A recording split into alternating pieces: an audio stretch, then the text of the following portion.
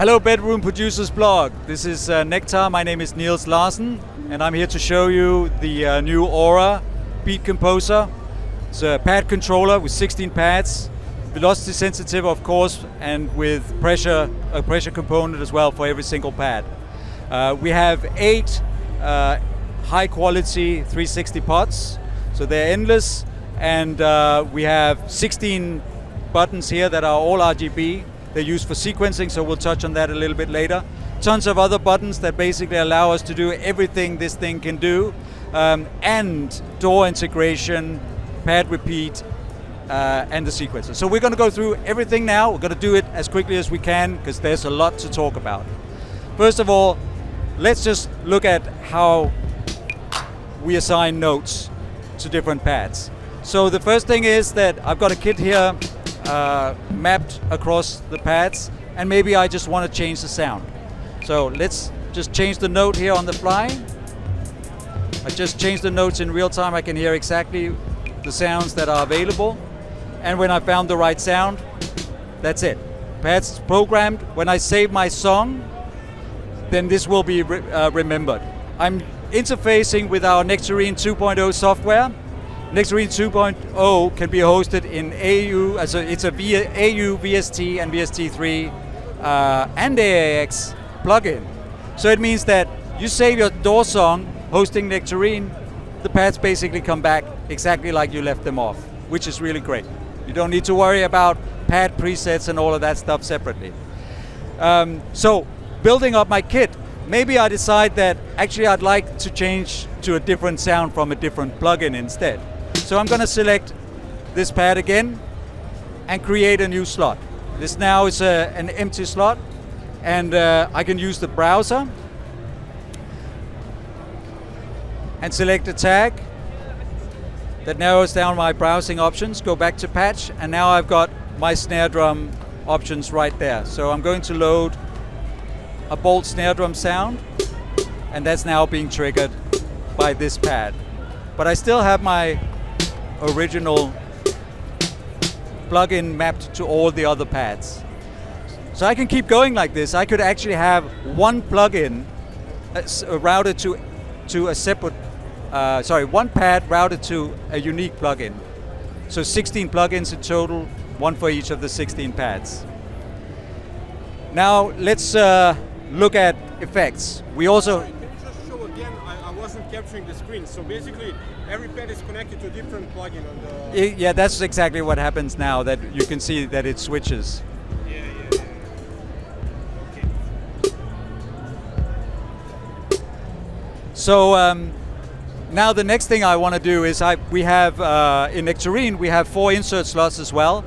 I'd like to now add an effects plugin to my new snare drum. So I'm selecting FX1, going to the browser, and then we'll again select a category tag, start with reverb, and then I go back to patch, and then I'm going to select a small room patch and load that in.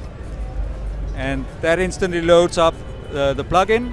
If I press FX1 again, I have all the parameters immediately mapped here. It's one of the great features. This is what Nektar do. We do better than anybody else, we like to think. We map plugin parameters, so it really makes sense to use them. So right now, I've added reverb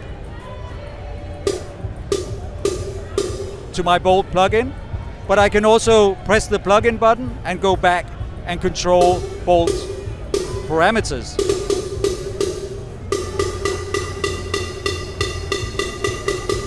And then go back to the reverb and tweak that. And I can keep adding up to 4 insert plugins for every single instrument plugin. Now let's look at the repeat engine, as there's a lot of fun stuff going on. Actually, before we do that, let's just go back to plugin one more time. I want to just also show that all of the other pads call up the parameters automatically when I select them. So I've got my snare drum level here. When I hit the snare drum pad, And then when I hit the kick drum pad, I have kick drum level. And of course the other parameters as well, tone and decay, all completely controllable in real time. Tune. So very, very easy to use. This is how we like it, and better still, you can also customize plugin maps yourself as a user. So we have a whole environment here that allows you to rename parameter names so they look great on the display. Create your own page mapping. If you don't think the parameters we chose are the right ones, you just reorder them the way that you want them to be. Now let's move on to the repeat engine. So the repeat engine does exactly what you think. It will repeat the pad, and so right now I'm using pressure to control velocity. This particular plugin only has two velocity levels, so you only hear those two change. But I can then also change the repeat rate in real time.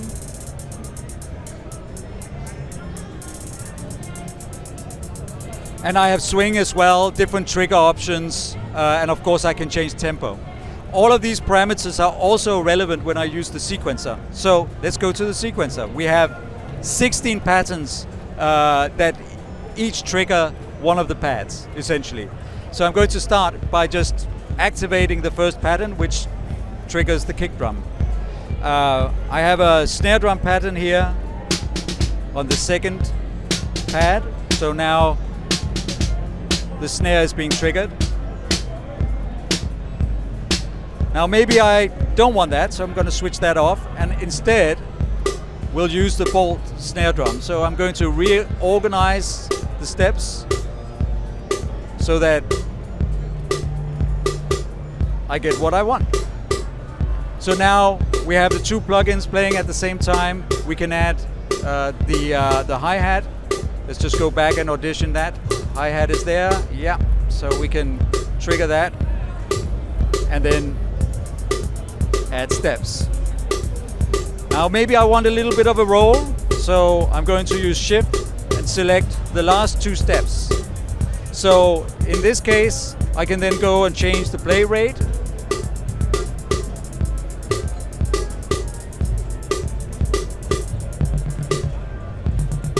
And keep building my my patterns so that in the end I end up with a performance that I really want.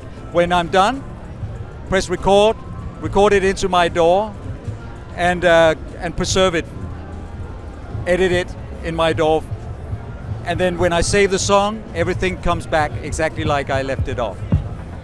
So that's Aura. I hope you enjoyed it. Thank you for watching.